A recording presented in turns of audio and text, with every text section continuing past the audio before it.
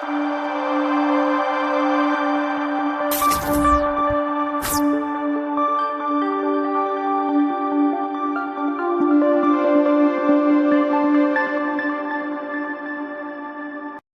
అండి, నమస్తే. నేను శ్రీలత. ఏంటో కొరియర్ బాక్స్ పట్టుకుంది అనుకుంటున్నారా? ఒక ఫ్రెండ్ పంపారండి నాకు ఇది.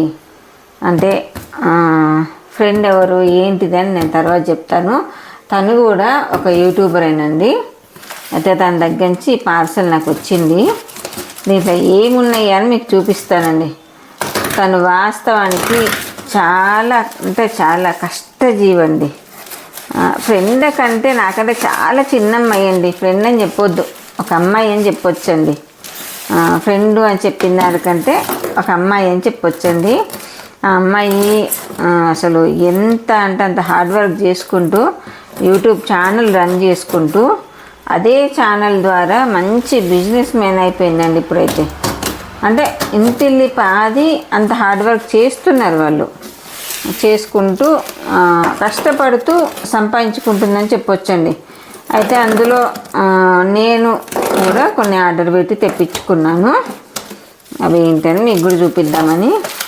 అయితే తను అన్నీ కూడా న్యాచురల్ ప్రొడక్ట్స్ అండి. మనకు అంత లైవ్లో చూపించుకుంటేనే అన్నీ కూడా అన్ని ప్రొడక్ట్స్ ఏదైనా సరేనండి న్యాచురల్గా పండించి మనకు న్యాచురల్గానే అంటే ఆర్గానిక్గా పండించుకుంటూ చాలా అంటే చాలా నీట్గా చేస్తుందండి వర్క్. అంటే ఇప్పుడు ఏదైనా పౌడర్లు అయినా ఏదైనా సరే దాన్ని అంతా పరిశుభ్రత చేసి పరిశుభ్రంగా మంచిగా వాటిని కడిగి ఆరబెట్టి పొడుములు అయితే నేను చెప్పేది అంత నీట్గా అంత జెన్యూన్గా తను బిజినెస్ చేస్తుందండి. తన ఛానల్ పేరు ఏంటంటే సుమా విలేజ్ బ్లాగ్స్ అండి. అయితే నేను ముడి అటుకులని తన దగ్గర చాలా ఫేమస్ అండి. వాళ్ళ చేల్లో పడిన వడ్లతోటి వాళ్ళు ఒడ్లు నానబెట్టి అటుకులు పట్టిస్తారండి. ఇది ముడి అటుకులు అండి. అయితే మనము ఇప్పుడు ఏమైనా సరే అటుకులు అనేది తగ్గిపోయింది మనకు. మా చిన్నతనంలో అయితే ఎక్కువగా మేము టిఫిన్ అంటే అటుకులు, ఉప్మా కానీ పోహ అలా చేసుకొని తినేవాళ్ళము. ఇప్పుడు ఏమైనా ఓట్స్ అని అలా రకరకాలుగా తింటున్నారు కదండి. అసలు వాస్తవానికి ఇలా మనకు ముడి అటుకులు కనుక దొరికితే ఇవి తినడంలో ఉన్నంత ఆరోగ్యం ఇంకెక్కడా లేదని చెప్పొచ్చండి. ఓకే అండి, ఇది ఒకటి చేశాను. అలాగే అటుకులేమో 2 కేజీలండి. జీడిపప్పు అండి, వాళ్ళదంతా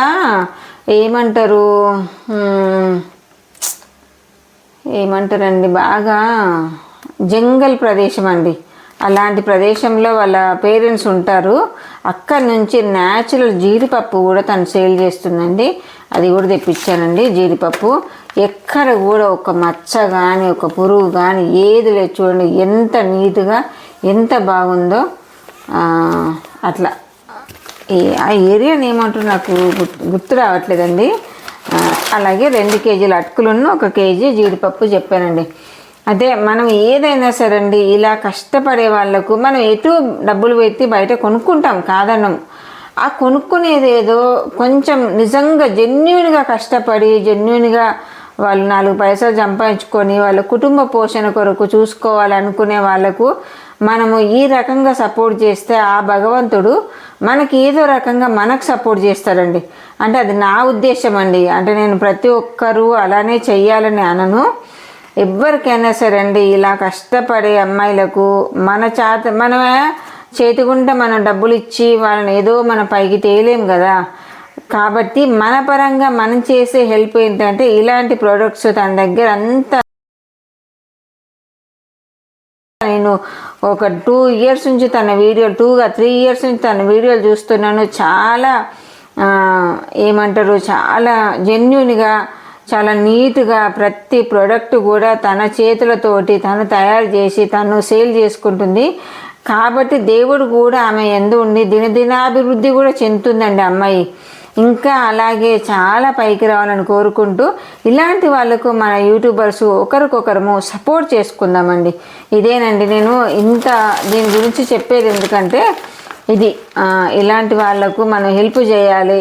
ఏదో రకంగా దేవుడు మనకు హెల్ప్ చేస్తాడండి. అదేనండి నేను చెప్పొచ్చేది. ఓకే అండి, బాయ్ అండి, బాయ్.